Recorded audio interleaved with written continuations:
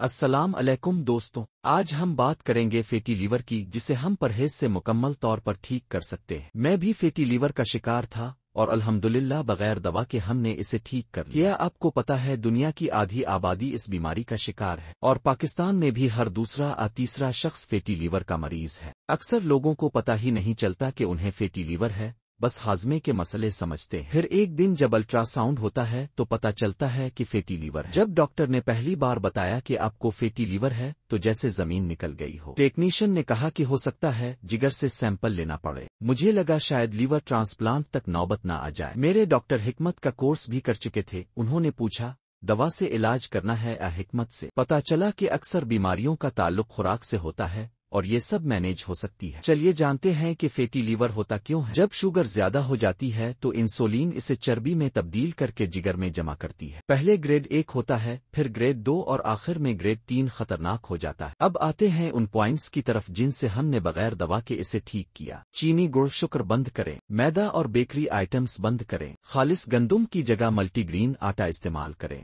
سلی میرین جو ملک تھسل میں پایا جاتا ہے جگر کی مرمت کرتا ہے، کولین بند گوبھی میں ہوتا ہے جو جگر کو چربی سے صاف کرتا ہے۔ ہر کھانے کے ساتھ سلاد اور سبزیاں ضرور کھائیں۔ روزانہ کم از کم 30 منٹ واک ایکسرسائز کریں۔ اگر آپ یہ 5 باتیں روز کریں تو 2 مہینے میں جگر مکمل طور پر صحت مند ہو سکتا ہے انشاءاللہ۔ اللہ پاک آپ کو صحت دے، خوش رکھے۔